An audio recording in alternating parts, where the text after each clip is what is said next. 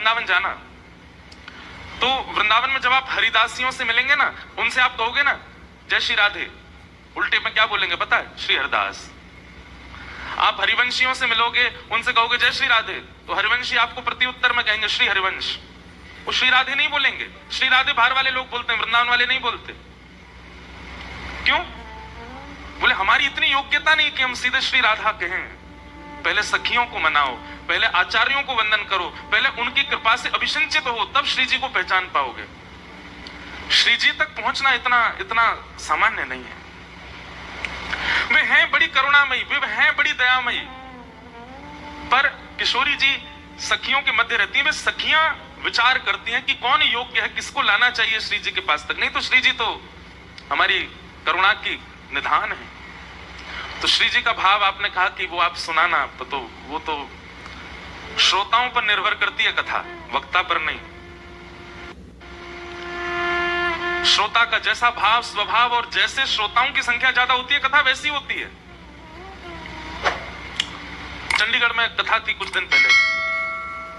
कथा आधुनिक जगत के किसी विशिष्ट व्यक्ति ने कराई, परंतु वहां हजारों श्रोता केवल वैष्णव आते थे। और मुझे अब ऐसा लगता है अपने 9 वर्ष के कथा क्रम में मैंने पहली बार उद्धव गोपी संवाद वहां सुनाया। आज तक भी मेरा गला ठीक नहीं हो पाया, आज तक भी नेत्रों में वो सूजन है जो वहां 2 दिन कह दिया था। और मैं यही सोचता रहा कि ऐसा कौन आया कथा में जिसने स्पर्श करवा करके वह प्रसंग बुलवाया जो मैं छूता भी नहीं हूं। उद्धव गोपी संवाद बहुत आज वैसे उसका प्रसंग है कथा में, पर मैं स्पर्श ही करूंगा। तो श्रोता से विशिष्ट होती है कथा, वक्ता से नहीं। तो देखेंगे 2026 में जो कथा है उसमें अगर भाव बना तो शायद ब्रज के रसिक संत और ब्रजवासियों और ब्रज की लीलाओं का ज्यादा भाव रखने का प्रयास करेंगे। बाकी जैसी ठाकुर जी की इच्छा। तो बहुत आनंद आया। हमारे केशव महाराज जी हनुमान जी महाराज की खूब सेवा करते हैं और उनके भाव से उनकी पूरी जो ये उनकी टीम तो नहीं है, ये हनुमान जी की टीम है जो यहाँ लगी हुई है। कथा के कई सारे लोगों ने सहयोग किया। कृष्णा गौर जी जो यहाँ की मंत्री हैं, पार्षद जी जो सामने बैठी हैं, और हमको सबके नाम तो नहीं पता इसलिए कान पकड़ के क्षमा। आपस में लड़ने मत लग जाना कि हमारा नाम क्यों नहीं बुलवाया महाराज जी से, ये और होता है। एक बात सदैव याद रखो, मानी ना कभी मत बनो। अपमान का बोध उसी को होता है जिसको मान की बहुत इच्छा होती है, इसलिए कभी मान में मत रहना। तो जितने भी लोगों ने इस कथा का सहयोग किया सबको हम व्यास मंच से प्रणाम करते हैं। भागवत जी की कथा किसी स्थान पर होना ये बहुत सौभाग्य की बात है। भाग्योदयेन बहुजन्म समर्जितेन सत्संगमं च लभते पुरुषो यदा वै।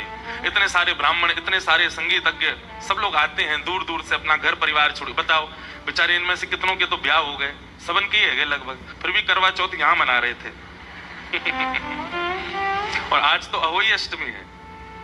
आज माताएं अपने बालकों के लिए व्रत करती हैं। कितनी माताओं का व्रत है आज? अरे यहाँ अहोई अष्टमी नहीं होती क्या? तो हमारे ब्रज में है, या हमारे ब्रज में ही होती है? नहीं होती यहाँ?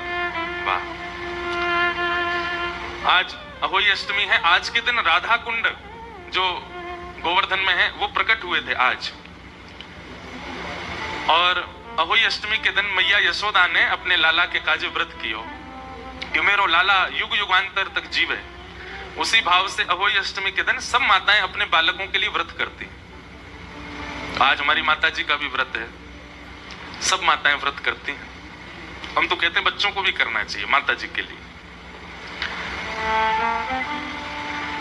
तो ऐसा पावन दिवस है आज। ब्रज में सर्वश्रेष्ठ है वृंदावन, और वृंदावन में सर्वश्रेष्ठ हैं यमुना जी, और यमुना जी से भी ज्यादा श्रेष्ठ है श्री गोवर्धन, और गोवर्धन से भी ज्यादा श्रेष्ठ है राधा कुंड, श्याम कुंड और फिर राधा कुंड। आज लाखों की तादाद में लोग गोवर्धन में होंगे, राधा कुंड में स्नान कर रहे होंगे। भगवान ने वत्सासुर नाम के एक राक्षस का वध किया जो कि वत्स के मतलब बछड़े के रूप में था। था वो राक्षस, लेकिन बनकर के बछड़ा आया था।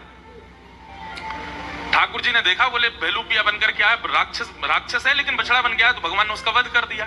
तो किशोरी जी नाराज हो गए। ठाकुर जी बोले आप हमसे नाराज क्यों हो गए? बोले आप गौ चालक बनते हो, गौ रक्षक बनते हो, गौ सेवक बनते हो, बछड़ा मार दिया। बोले वो बछड़े के रूप में है तो वो राक्षस।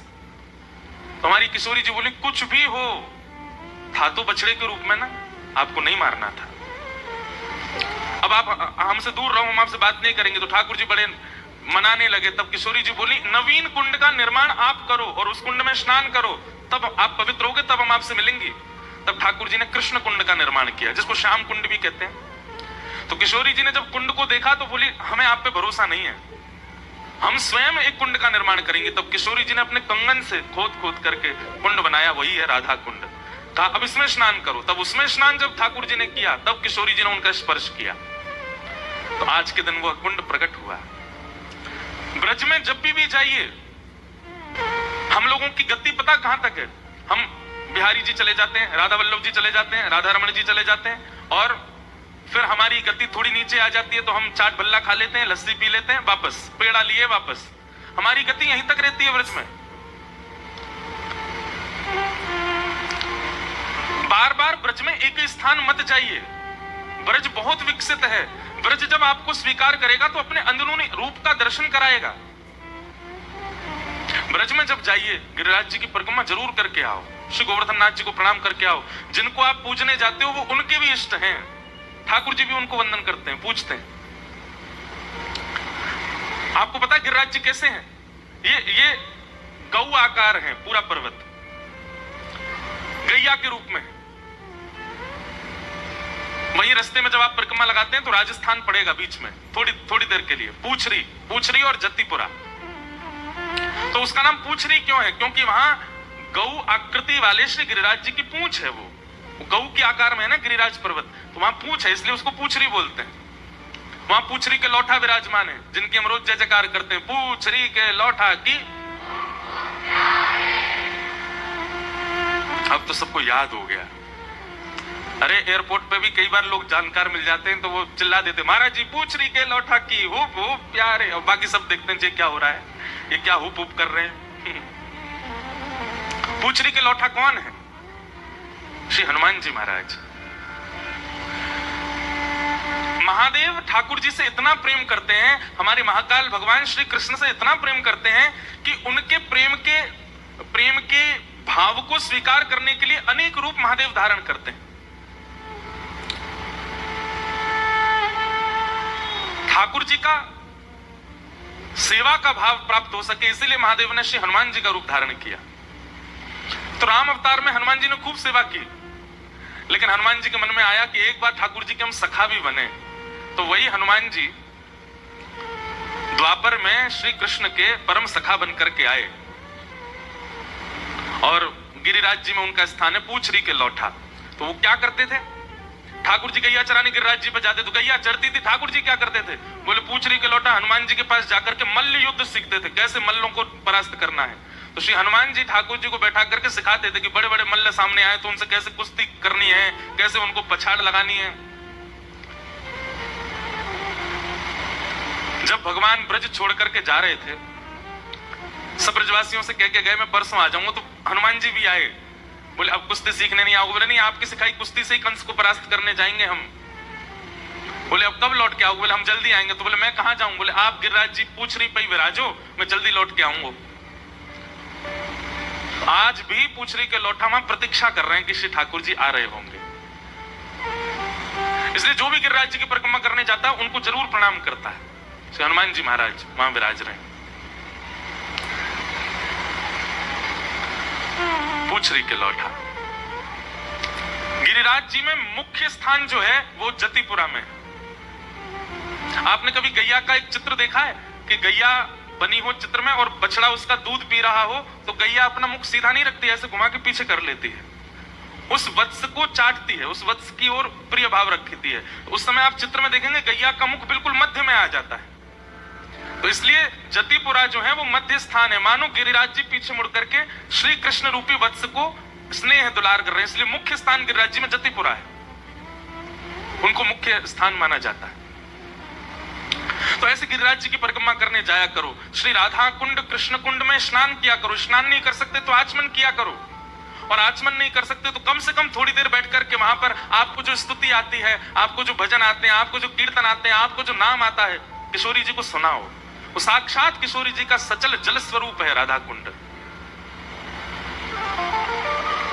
अभी कार्तिक मास में ऐसी परिक्रमा चल रही होगी राधा कुंड की, गिरिराज जी की अलग, राधा कुंड की दे रहे होंगे सब, और किशोरी जी को कोई राधा कृपा कटाक्ष सुनाता। अच्छा, एक प्रश्न मुझसे किसी ने कहा, महाराज जी हम किशोरी जी को ही राधा कृपा कटाक्ष क्यों सुनाते हैं?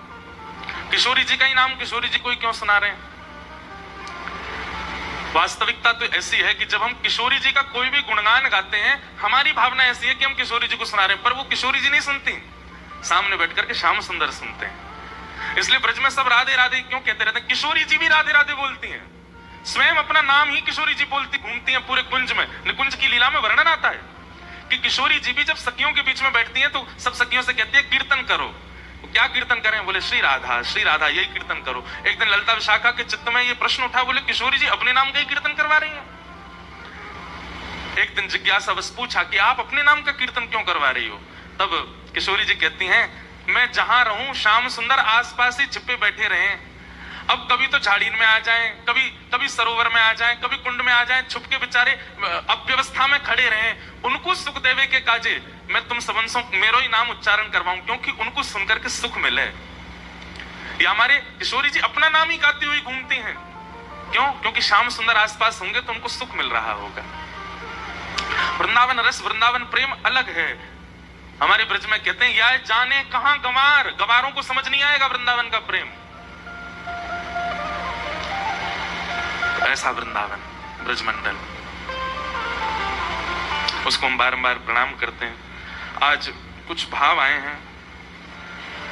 एक तो सनातन सेवा संस्था इस कथा में अपनी सेवा दे रहे हैं दिन रात एक करके। तो इस सनातन सेवा संस्था ग्रुप जो है, इनसे मैं मिला भी सबसे, ये मंदिरों को स्वच्छ करने का काम करते हैं। जगह जगह जाते हैं, जो भी मंदिर होते हैं उनको स्वच्छ करने का, स्वच्छकरण करने का इनका कार्य है। और ये देश का पहला ऐसा ग्रुप है जो इस प्रकार की सेवा कर रहे हैं।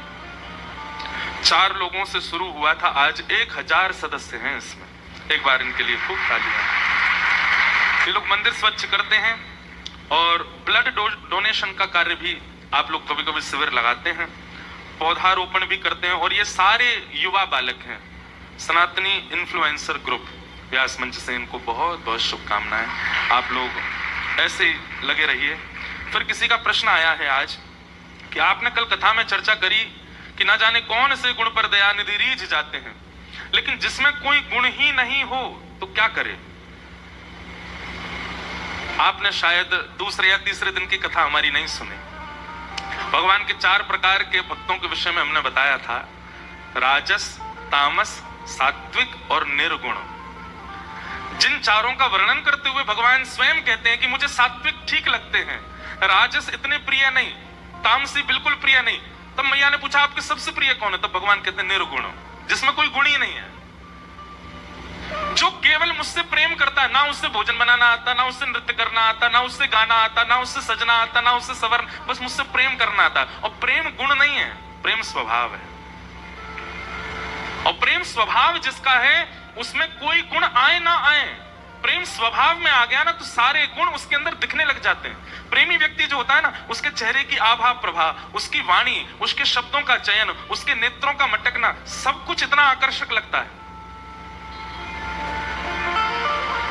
आप अगर कोई गुण युक्त नहीं हो, ये बात अपने मन से निकाल दीजिए कि ठाकुर जी गुण देख करके ही प्रेम करते हैं। यदि गुण देखा होता तो श्री हनुमान जी महाराज श्रीमद् भागवत में कहते हैं, हम लोग तो बानर हैं, हमारा ना तो रूप अच्छा, ना हमारी वाणी अच्छी, ना हमारी चाल चलन अच्छी, लेकिन फिर भी राम जी हमको अपना मित्र मानते हैं। ठाकुर जी को गुण ही देखना होता तो 33 कोटि देवता, सुंदर देवताओं की सेना लेकर के युद्ध करने जाते रावण से, वानरों की सेना लेके क्यों गए? इस बात का प्रमाण है कि ठाकुर जी गुण नहीं देखते, ठाकुर जी प्रेम देखते हैं। प्रेम गुण नहीं है, प्रेम स्वभाव है। फिर आपने आगे कहा, वैसे तो हम उत्तर दे ही चुके हैं, अब उत्तर यही है, अब इससे आगे हम क्या पढ़े? अभाव अच्छा है आपका। आप कह रहे हैं आगे कि जैसे रामायण जी में फुलवारी प्रसंग में आप संतों से सुनाएं। अच्छा, एक बात और हम क्लियर करना चाहते हैं। आज भी जब हम मंच पे आ रहे थे तो मंच संचालक बोले, परम पूजनीय संत श्री इंद्र, भैया हम संत नहीं हैं, हम भागवत के वक्ता हैं और सदगृहस्थ परंपरा में हैं।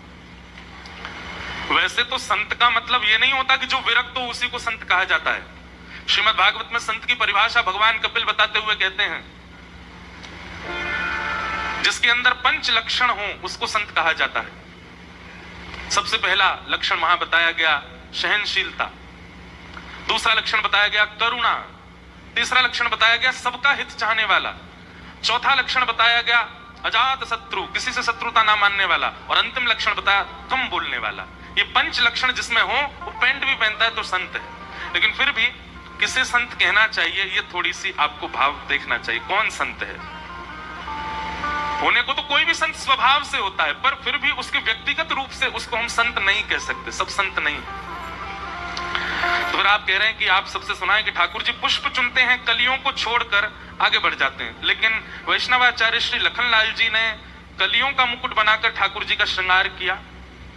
अब देखो, आप यहां पर कह रहे हैं कि ठाकुर जी पुष्प चुनते हैं, कलियों को छोड़ते हैं। हमारे वृंदावन में आओ, ठाकुर जी तुलसी ही पहनते हैं, और तुलसी पुष्प नहीं है, तुलसी कली है।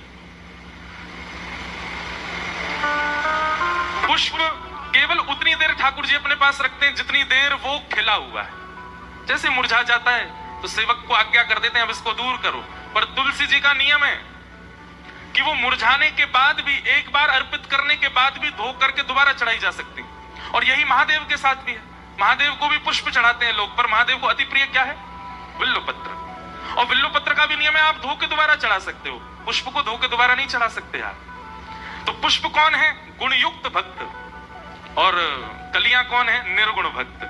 निर्गुण भक्त जितनी बार चाहो ठाकुर जी उसको स्वीकार कर लेंगे, पर गुण वाले को तो ठाकुर जी कभी कभी गुण लेने के लिए लेते हैं, फिर उसके बाद उसको फिर किनारे कर देते हैं। तो इसलिए गुण होना अति अनिवार्य नहीं है। तो आपने कहा लखनलाल जी कलियों का मुकुट बनाकर ठाकुर जी का श्रृंगार कर दिया। जय जय। आप कृपा करके कोई युक्ति बता दीजिए जिससे संत प्रसन्न हो जाएं, भक्त प्रसन्न हो जाएं। कोई त्रुटि हो तो क्षमा करना, आपका भाव। हमने सारे उत्तर प्रश्न बोलते बोलते ही दे दिए हैं, इनका पालन करो, निर्गुण हो जाओ। जरूरी नहीं। और सबसे बड़ी बात बताएं बंधुओं, आपके पास यदि कोई गुण है तो अधिकतर यहां जितने भी लोग बैठे हैं लगभग अपनी आयु के बहुत श्रेष्ठ समय को आप सब देख चुके हो। अब तक आप सारे गुण संसार को प्रकट करके दिखा चुके हो, संसार को प्रभावित कर चुके हो। अब इस कथा के दक्षिणा रूप में एक चीज दे दीजिए कि कल से अपने सारे गुण ठाकुर जी को प्रस्तुत करो। आपको गाना आता है, ठाकुर जी को गा के सुनाओ। आपको नृत्य करना आता है, ठाकुर जी को नृत्य करके दिखाओ। आपको भोजन बनाना बहुत अच्छा आता है, कोई माताएं भोजन बनाना जानती हैं तो सबसे पहले पति या पुत्र के लिए बनाती हैं, पर अब ठाकुर जी के लिए बनाओ। अब आपके पास जो सद्गुण है भी वह संसार के लोक रंजन के लिए नहीं, ठाकुर जी की प्रसन्नता के लिए प्रस्तुत करो। हम तो कितने सारे बच्चे ऐसे हैं जो जुड़े हुए हैं कथाओं से, अधिकतर सब बच्चे ही हैं। कोई एमबीबीएस की पढ़ाई कर रहा है, कोई चार्टर्ड अकाउंटेंट बना हुआ है, कोई अलग अलग फील्ड्स में सब काम कर रहे हैं। तो वो लोग पूछते महाराज जी हम सेवा कर, मैंने कि एक काम करो, खूब अच्छी पढ़ाई करके जिस फील्ड में भी आप वो श्रेष्ठ बन जाओ और आकर के फिर ब्रज की सेवा करो। जैसे दो बालिकाएं हैं, उनको तो वो डॉक्टर बनने वाली हैं, उन्होंने ब्रज में जगह ले ली, अब वहीं क्लिनिक खोलेंगी और बोली महाराज जी हम ब्रजवासियों की तो 10 रुपए सेवा लिया करेंगे, बाहर वालों के 200 रुपए लिया करेंगे। मैंने कहा हाँ ऐसी चलाओ, इससे आपकी ब्रज सेवा हो जाएगी। ब्रज की सेवा करो, तीर्थों की सेवा करो, धामों की सेवा करो, वैष्णव संतों की सेवा करो। देखो बड़े बड़े शहर तो अपने आप विकसित हो ही रहे हैं, बड़े बड़े शहरों में सब अपने आप विकसित हो रहा है। अब आवश्यकता है हमारे तीर्थों को, हमारे धामों को। उनको विकास नहीं चाहिए, पर वहां सब कलियां होनी चाहिए। सुंदर सुंदर डॉक्टर्स भी हों, अच्छे अच्छे अकाउंटेंट्स भी हों, अच्छे इंजीनियर्स भी हों, और वो अपनी विद्या का प्रकार धाम के उत्थान में लगाएं। प्राचीन अयोध्या कैसा था उसको अपनी आधुनिकता से प्रकट करें। इस प्रकार की भावना कभी कभी मन। अब हमारे वृंदावन जाओ, हम ब्रजवासी हैं, वृंदावनवासी हैं, हमने यमुना जी का आचमन ना जाने कितने वर्षों से नहीं किया होगा, हम पी नहीं सकते। यमुना जी का जल हाथ में लो, इतने कीड़े उसमें, कैसे पान करें? बहुत कष्ट होता है। शास्त्र कहते हैं ठाकुर जी सारी लीला यमुना तक पर करते हैं, पर हमने यमुना तक छोड़ा कहां है वृंदावन में? नर्मदा जी जैसे कलकल करती बहती हैं, बहुत सुख मिलता है। गंगा जी को जब देखते हैं तो बहुत सुख मिलता है, पर यमुना जी को देख के इतनी पीड़ा होती है।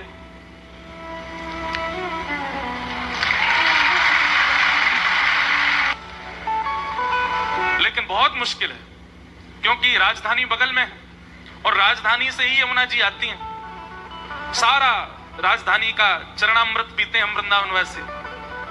बहुत कष्ट होता है। फिर भी जो शुद्धि लोग हैं, जो किसी भी रूप में अपनी राय देना चाहते हैं, कल व्यास मंच पर हमारे आने से पहले अपने पत्र भेज दीजिएगा, तो हम पढ़ेंगे और अपना नंबर और वो सब भी देना। फिर हम कुछ ना कुछ प्रकल्प करना चाहते हैं कि श्री यमुना जी के लिए कुछ हो, क्योंकि ब्रज में बाकी सबका उत्थान हो रहा है लेकिन यमुना जी का नहीं हो रहा है। मौका दिया है, ठाकुर जी ने वाणी दी है, और समय भी ऐसा है कि युवा जुड़ते जा रहे हैं, तो फिर क्यों ना इस सही समय का उपयोग सेवा करके किया जाए। कथा सुनना हमारी एक प्रायोरिटी है, यहां से हम भक्ति भाव सीख रहे हैं, पर सेवा के लिए हम केवल ठाकुर जी के विग्रह को सजाएं धजाएं, लीला, वो सब एक भाव है, पर धाम की सेवा हो कैसे भी।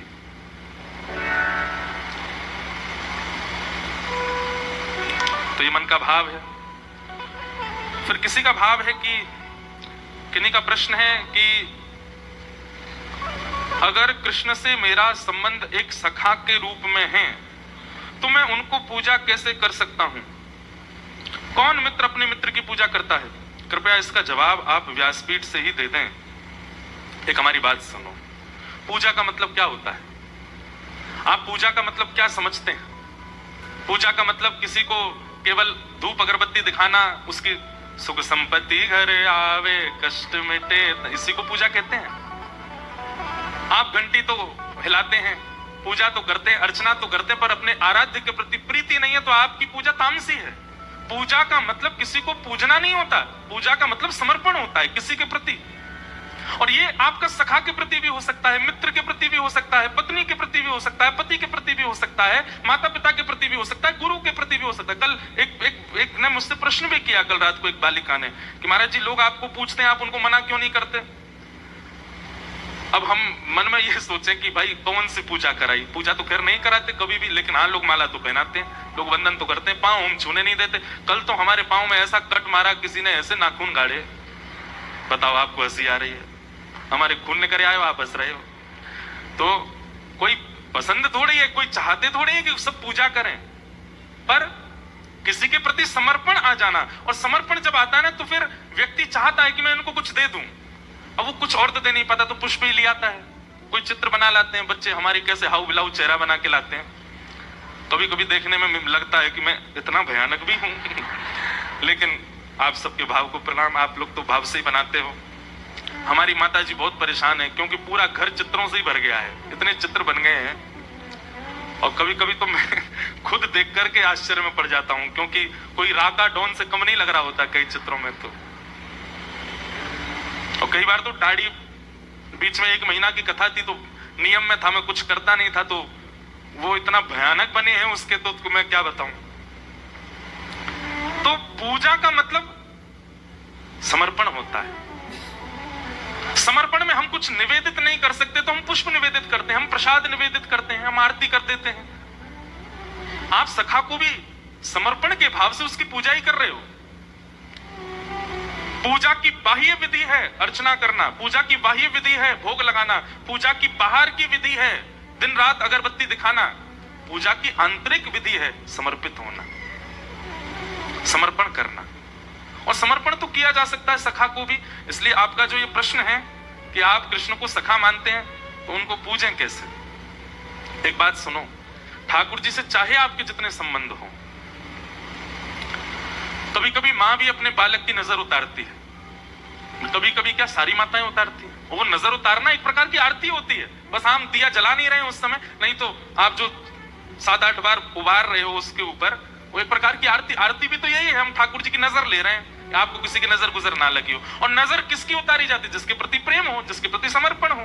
तो समर्पण पूजा है, आरती पूजा नहीं है। और रही बात सखा की, आपसे कोई भी संबंध हो ठाकुर जी का, आप समर्पण भाव से, हम अपने लाल जी को अपना सखा मानते और भी कई भाव रखते, पर जब वो आते हैं कभी कथा में या आरती करते हैं, आरती करने के बाद फिर राई नॉन लेंगे हाथ में, किसी से दक्षिणा लेंगे हाथ में, और फिर ठाकुर जी के ऐसे आरती उतारते हैं। और आरती उतारने के बाद फिर उसकी थोड़ी राई अपने सिर पर डाल लेते हैं, जो पैसा होते हैं वो किसी को दे देते हैं, और जिसको भी दिया उसके खूब फले फिर ठाकुर जी की बलैया लेते हैं, आपको कोई की नजर ना लगी हो, आप यही तो समर्पण है। जब विशिष्ट उत्सव होता है, जैसे अभी गोवर्धन उत्सव होगा, तो उस दिन पता कैसे आरती करते हैं ठाकुर जी की? थाल में आटे का चंद्रमा बनाएंगे, आटे का सूरज बनाएंगे और ठाकुर जी की आरती करके फिर चंद्रमा से बलियां लेंगे। अब चंद्रमा तो ला नहीं सकते, तो फिर एक भाव का चंद्रमा, फिर सूर्य भाव का रखेंगे, उससे बलियां उतारेंगे। फिर कई बार तारे बनाते हैं, तो तारों से ठाकुर जी की बलियां लेते हैं। आपको तारों से आपकी बलियां ले रहे हैं, आज सूर्य चंद्रमा से आपकी नजर उतार रहे हैं। नाथ आपको कोई की नजर नहीं लगे, ये समर्पण है, ये पूजा नहीं है। तो जो सखा मानते हैं वो इस प्रकार से ठाकुर जी को पूछो। तो ये सब भाव हैं। आज के कुछ प्रश्न थे, सबको हम वंदन करते हैं और कथा क्रम में प्रवेश करते हैं। कल कथा 1 बजे प्रारंभ होगी और ठीक 4 बजे विश्राम होगी, इसलिए आप सब लोग कल का विशेष ध्यान रखना, समय से आ जाइएगा और हम यहीं से आपको प्रणाम करके प्रस्थान कर जाएंगे। बोलो बाल कृष्ण लाल की। अच्छा, एक भाव और, आज एक बहन मिलने आई थी सुबह, उन्होंने मुझसे एक बहुत अच्छी जिज्ञासा की कि महाराज जी आप मंच से थोड़ा सा इस बात पर प्रकाश डालें कि श्री ठाकुर जी के चित्रों को लोग अखबारों में निकालते हैं या पन्नों में, पेजों में निकालते हैं, वस्त्रों पर भी निकालते हैं, तो कम से कम उसका भाव बिगड़ता है। आप अखबार में भी नवरात्रि में रोज 9 दुर्गाओं का आता है प्रथम पृष्ठ पर ही, तो कभी कभी झाल मुड़ी खाने जाओ तो वो ही पृष्ठ में मूड़ी डाल के आपको दे दी जाती है। अब इसके 2 उत्तर हैं। पहला उत्तर, हरि व्यापक सर्वत्र समाना। हरि यदि सब जगह व्यापक है, आप इस बात को स्वीकार करोगे तो फिर कुछ नहीं कर पाओगे। सब जगह है, वो इस कालीन में भी है, माइक में भी है, पंडाल में भी है, पृथ्वी में भी है, सब जगह है। पर वो व्यापक सब जगह है, लेकिन संसार की क्रिया क्रियान्वित करने के लिए हमको चलना ही पड़ेगा, हमको कालीन पे बैठना ही पड़ेगा, उसके लिए हम और कुछ नहीं कर सकते। ये हरि की गोद ही है, हम इसी में ही खेल रहे हैं। लेकिन प्रकट रूप से अगर आप कहीं ठाकुर जी का चित्र देते हैं अखबारों में, शादी के कार्डों में, वस्त्रों पर, तो ये बंद होना चाहिए, नहीं होना चाहिए। ठाकुर जी का चित्र नहीं होना चाहिए, क्योंकि जब ठाकुर जी का चित्र गलत स्थानों पर पड़ा रहता है तो फिर उसके प्रति बड़ी मन में भावना उत्पन्न होती है। अब क्या करें? अब बेचारे एक परिवार है, उन्होंने तो घर में कार्डों को भी मंदिर में सजा रखा, क्यों? सब में भगवान है, इतने सारे भगवान जी आ गए एक संग घर में। अखबारों को भी सजाते जा रहे हैं, क्योंकि हर अखबार में, अब देखो उसी अखबार में अगले पृष्ठ पर कोई बहुत गंदी खबर भी छपी हुई है और उसी पर यहाँ ठाकुर जी का चित्र भी लगा है, वो दोनों एक संग जुड़े एक संग, तो कहीं ना कहीं भाव बनता है। तो इसका भी थोड़ा व्यास मंच से हम कहते हैं कि नहीं हो, भगवान का नाम अंकित कर दिया जाए, ठाकुर जी के बारे में कुछ बता दिया जाए, पर चित्र ना दिया जाए। ऐसे स्थानों पर, ऐसे व्यवस्थित जगहों पर जहां पर चित्रों को फेंक दिया जाता है। पता है कि एक दिन का ही है अखबार पढ़ने का क्रम, 10 मिनट बाद वो अखबार रद्दी है। ऐसे अखबारों में या ऐसे कार्डों में, शादी कार्डों में ठाकुर जी का चित्र नहीं। आने से पहले शरद उत्सव था गिरिराज जी में, 4 दिन की कथा थी। तो शरद पूर्णिमा वाले दिन एक भाव मन में आया, वैसे मैं कहता ही हूं इस भाव को, कि व्यक्ति जब भार की वस्तु उठाता है, बहुत सावधानी से सब लोग इधर देखो, जब आप कोई भारी वस्तु उठाते हैं तो आपने घुटने भी मुड़ जाते हैं, आपकी कमर भी झुक जाती है, आपका मुंह भी जो है आपस में बंद हो जाता है और आप टेढ़े मेढ़े से हो जाते हो। पर हमारे ठाकुर जी, गिरिराज जी बिल्कुल सीधा उठाया इन्होंने, ये बिल्कुल टेढ़े नहीं हुए गिरिराज जी उठाने में। ठाकुर जी गिरिराज जी कैसे उठाते हैं? कभी श्रीनाथ जी का दर्शन करो, दोनों पाम सीधे, कमर भी सीधी, छाती भी सीधी, मुख भी सीधा, केवल हाथ ऊपर करके ठाकुर जी ने गिरिराज जी उठाए हुए। और 40-50 ग्राम की, 100 ग्राम की बंसी उठावे में पामू टेढ़े कर लिए, कमरों टेढ़ी कर ली, मुख भी टेढ़ो कर लियो, बिल्कुल बांके है गए। क्यों? कल वाली बात पुनः दोहराऊं, प्रभाव और स्वभाव। श्री गिरिराज धारण करने में ठाकुर जी का प्रभाव दिख रहा है, ऐश्वर्य दिख रहा है, और ऐश्वर्य पर ज्यादा ठाकुर जी का प्रकाश नहीं होता, इसलिए ठाकुर जी सहज भाव से खड़े हो गए। लेकिन वंशी धारण ठाकुर जी स्वभाव युक्त होकर के करते हैं। वंशी धारण ठाकुर जी सबको अपनी ओर बुलाने के लिए करते हैं, सबको आकर्षित करने के लिए करते हैं, सबके चित्त में प्रेम प्रवाह के लिए करते हैं। तो वहां ठाकुर जी छोटी सी वंशी को धारण करने के लिए 2 भुजाओं का प्रयोग करते हैं, अपनी आधार पर उसको सुलाते हैं। पाम ठाकुर जी के त्रिभंग हो जाते हैं, कमर भी टेढ़ी हो जाती है और ठाकुर जी मंद से झुक जाते हैं, मानो जैसे कितना भार पड़ रहा हो। तो भार नहीं पड़ रहा है, प्रेम के आगे ठाकुर जी नतमस्तक हो रहे हैं, प्रेम के आगे ठाकुर जी त्रिभंगी हो रहे हैं। इसलिए ठाकुर जी वंशी ऐसे धारण करें, गिरिराज जी बिल्कुल सीधे धारण करते हैं। हम लोग उल्टे हैं, हम लोग प्रभावशाली भाव को ज्यादा प्रकाशित करते हैं और अपने स्वभाव को गौड़ रख लेते हैं, स्वभाव को गोपनीय कर। और आजकल तो बड़ा, जब से सोशल मीडिया का टाइम आया तब से अलग हो गया है। अब व्यक्ति स्वभाव को भी प्रभाव में ला करके प्रकाशित कर देता है। दया, दान गुप्त करने वाले भाव हैं, पर वो भी सब प्रकाशित करते हैं, उसको लोग प्रकाश में ले आते हैं। सेवा को लोग प्रकाश में ले आते हैं। हम अपने गिरधर लाल जी का नित्य चित्र नहीं डालते कहीं पर भी, बहुत कभी कभी मन हुआ तो डाल देते हैं। क्यों? अरे हमारे निज ठाकुर जी हैं, निज हमारी संपत्ति सबको क्यों दिखाएं रोज? हाँ, कोई दर्शन करने आए तो आके कर जाओ, पर रोज क्यों दिखाएं ठाकुर जी? कुछ निजता होनी चाहिए। ये सोशल मीडिया के टाइम में हम लोग बहुत ज्यादा प्रकाशित हो गए हो। अपनी थोड़ी निजता रखो। कई बार इस बात पर भी लोग हमसे प्रश्न करते हैं, बोला आप कह रहे हो निजता रखो, आपकी भी तो हर समय कुछ ना कुछ डलता ही रहता है। कथा से संबंध ही डलेगा ज्यादा से ज्यादा। आजकल कभी कभी खेलने जाते हैं उसका डल जाता है, लेकिन वो दोनों बात, युवा बहुत है ना, तो युवाओं को कुछ प्रेरणा मिले उसके लिए। बाकी हम क्या खा रहे हैं, क्या पी रहे हैं, कब सो रहे हैं, पाम टूट गया, ओहो फ्रैक्चर हो गया, मैंने देखो पलस्तर लगवा के आया, डॉक्टर ने ऐसा, क्यों जरूरी है ये सब करना? इन सब का प्रकाश नहीं होना चाहिए। अपने जीवन में थोड़ी निजता लाइए। हमारे प्राचीन भारत में लोग बहुत गोपनीय रहते थे, और विशेष रूप से भजन तो गोपनीय ही करना चाहिए, उसका प्रकाश नहीं ज्यादा। थोड़ी निजता लाओ, और कम से कम स्वभाव को तो निज ही रखो। उन निज जनों को ही दिखना चाहिए, सबको नहीं। हमारे वृंदावन में किशोरी जी घूंघट में बैठी हैं, प्रत्यक्ष दर्शन नहीं है, निज भाव में। क्यों? ठाकुर जी का प्रेम स्वरूप है। तो गोवर्धन धारण किया ठाकुर जी ने।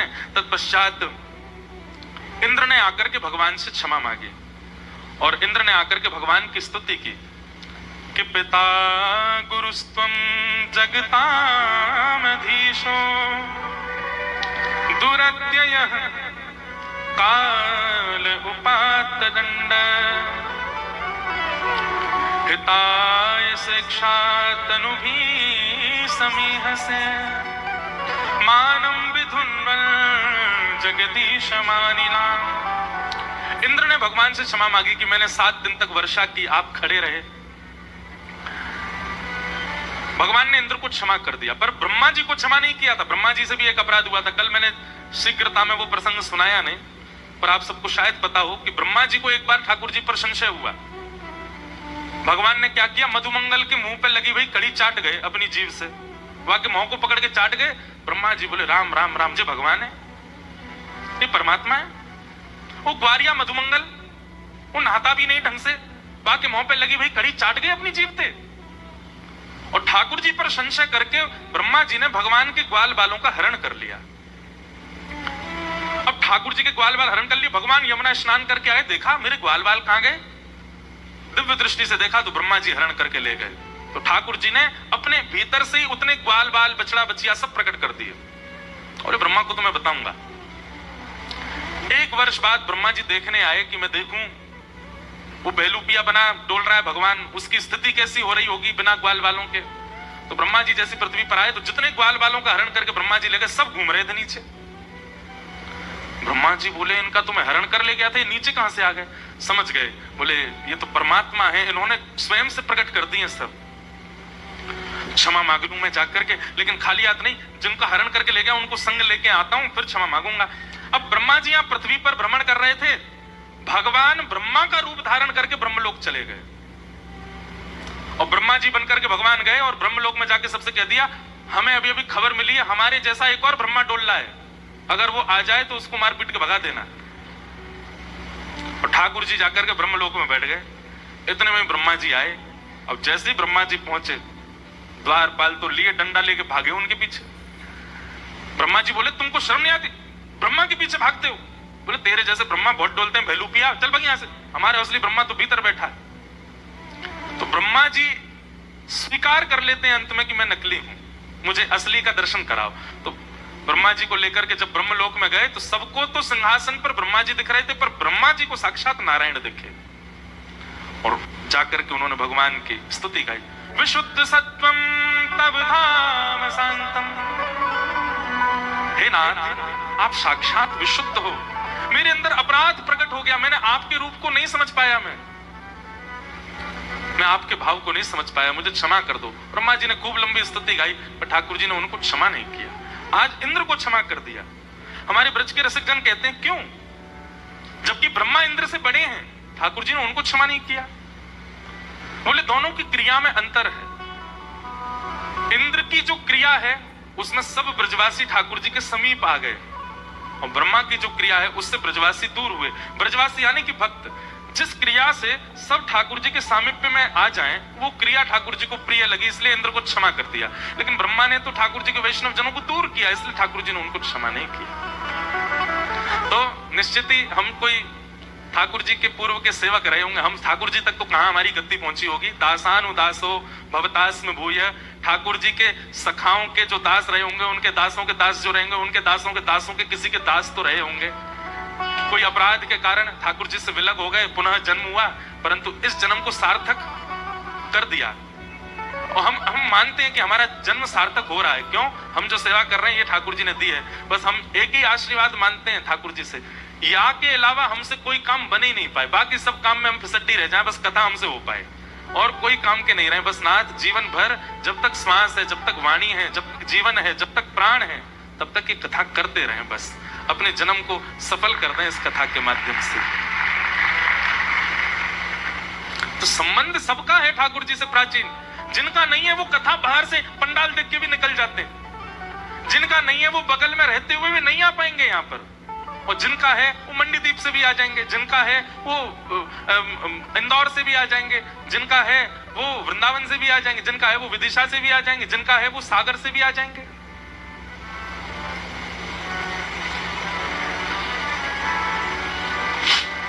ये बात निश्चित है कि आप अपनी इच्छा से प्रेम ठाकुर जी से नहीं कर सकते, किसी के बताने से आपको प्रेम नहीं होगा ठाकुर जी से। ठाकुर जी के प्रति प्रेम होगा कब? जब ठाकुर जी आपको प्रेम भरी दृष्टि से देख लेंगे। ठाकुर जी चाहेंगे तो ही उनसे प्रेम हो सकता, नहीं तो नहीं। चाहे वो सखा के रूप में आवे, चाहे वो गृहिणी के रूप में आवे, चाहे वो कोई नहीं तो कथा में बैठे हैं तो बगल में बैठा वाला व्यक्ति श्रोता है, कथा में ही मिले हैं, लेकिन उसके प्रति भी वो सहज एक संबंध जैसा अनुभव होता है, तो हम सहज कह उठते हैं कि हमारा कहीं पूर्व का संबंध तो नहीं। तो ठाकुर जी के प्रति भी जब आपका यह स्नेह प्रेम बढ़ता है ना, तो वहां भी इस बात को लागू कीजिए। आप कोई तो थे ठाकुर जी के समय पर,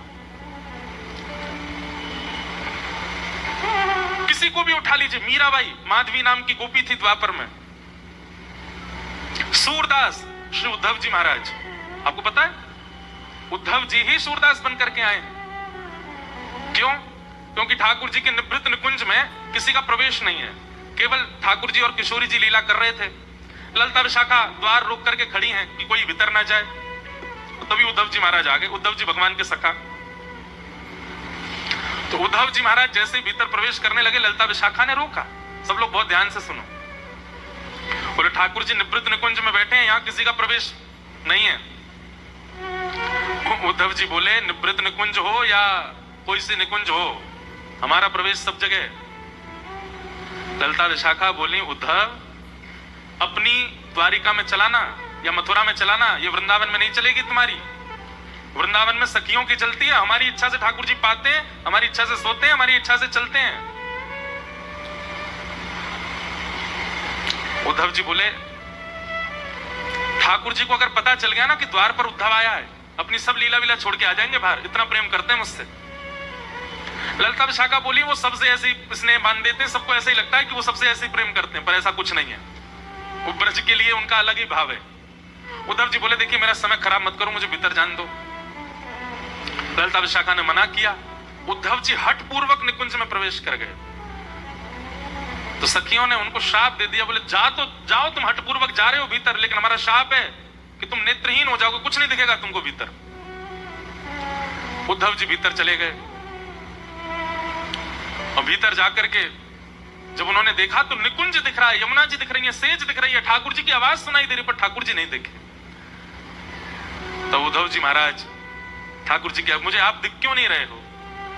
बोले उद्धव ये सखियां सामान्य गोपियां नहीं है, ये गैया चराने वाली, गोबर थापने वाली, दूध निकालने वाली, इनको तुम सामान्य गोपी मत समझो, ये वेद की ऋचाएं हैं। ये रंगारन मन के संत हैं, कितनी तपस्या करके गोपी बन करके आई हैं, और इनकी बात सत्य है, निवृत्त निकुंज में किसी का प्रवेश नहीं है इनकी आज्ञा के बिना, और तुम चले आए। ठाकुर जी मैं तो देखे ही नहीं पा रहा। बोले कोई बात नहीं, अब इसका लाभ कलयुग में तुमको जीवों को देना है, तुम ही सूरदास बन के आओगे, नेत्र नहीं होंगे, पर बिना नेत्र के भी मेरी उन लीलाओं का दर्शन करोगे जो नेत्र वाले भी नहीं कर पाए, और उन लीलाओं को लिख करके तुम पूरे जग को मेरे भाव से आस्वादित कराओगे। वही उद्धव जी सूरदास बन के आए। स्वामी श्री हरिदास जी महाराज ललिता जी के अवतार, ललिता जी थी। विशाखा जी हरिराम व्यास बन करके आए। हृदयवंश महाप्रभु पूर्व में वंशी हैं ठाकुर जी के। कोई भी ऐसा नहीं है ठाकुर जी के आसपास या ठाकुर जी से प्रीति करने वाला जिसका पूर्व संबंध ना हो, और यह आज भी लागू है ये बात, चाहे मैं हूं चाहे आप हो। हाँ, हम इतने समीप के नहीं रहे होंगे, पर हाँ कभी तो ठाकुर जी को देखा होगा या कुछ ना कुछ संबंध तो हमारा रहा होगा, तभी इस जन्म में हमको ठाकुर जी प्रिय लग रहे हैं।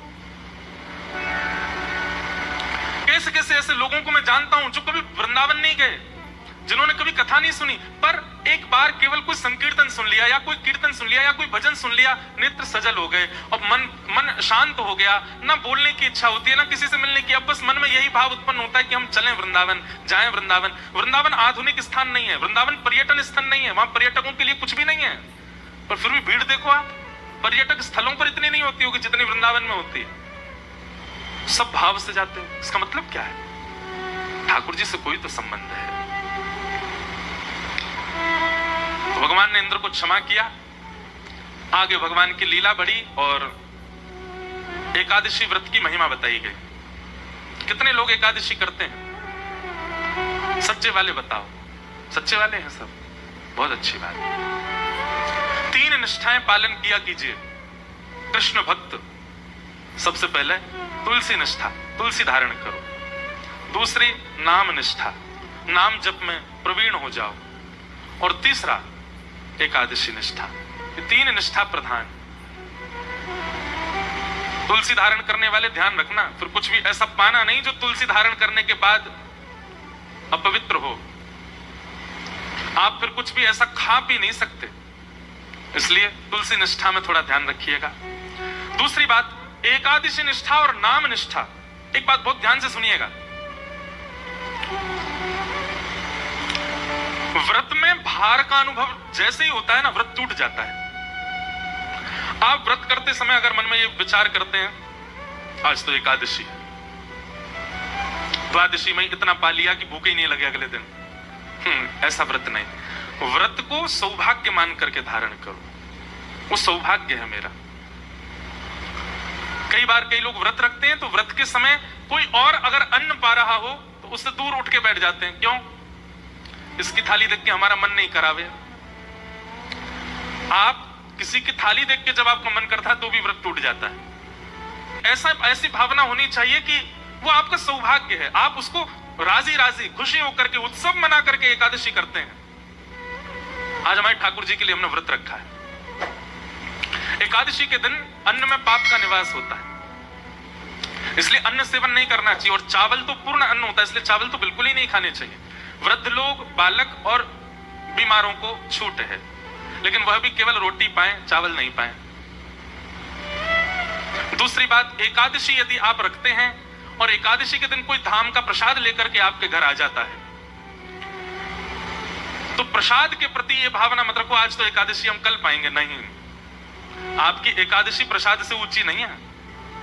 अगर कोई प्रसाद लेकर के आया और प्रसाद में अन्न है, कोई धाम का प्रसाद लेकर के आया, आसपास के मंदिर का भी अगर आया है तो उसको भी प्रणाम कर लो, पर धाम का यदि प्रसाद आया है तो धाम के प्रसाद करो। साक्षात गोविंद आए आपके घर, उनको आपको तुरंत स्वीकार करना चाहिए। अब लोग इसमें कहते हैं उसमें भी तो अन्न है। देखो, प्रसाद वस्तु नहीं है, प्रसाद अन्न नहीं है, प्रसाद प्रसाद है। दोष अन्न में होता है, प्रसाद में नहीं। अब लोग आगे इसमें आप और भी भावना कर सकते हैं, हम अपने घर के ठाकुर जी का भोग लगा देंगे तो वो भी तो प्रसाद बन गया, तो पा ही सकते हैं हम उसको। पर कहीं ना कहीं आप उसको अपनी ऊर्जा के लिए पा रहे हो ना, आप उसको पूर्ण रूपेण प्रसाद समझ करके तो नहीं पा रहे। आप घर में भी जो भोजन करते हैं वो ऊर्जा के लिए करते हैं, और ऊर्जा के लिए किया गया भोजन होगा, वो प्रसाद नहीं है। हाँ, आपने ठाकुर जी को निवेदित करके पाया है। घर के ठाकुर जी को प्रसाद, यदि वैसे तो एकादशी पर भी ठाकुर जी को तो अच्छे पकवान ही पवाने चाहिए, पर उसका भी आप दिन का ले सकते हो, ऊर्जा संचार के लिए, अपने देह के स्वास्थ्य के लिए, और जो भी क्रियाओं के लिए जो आप पा रहे हो, उसमें आपको व्रत ही रखना चाहिए। एकादशी व्रत भगवत प्राप्ति का एक बहुत श्रेष्ठ साधन है।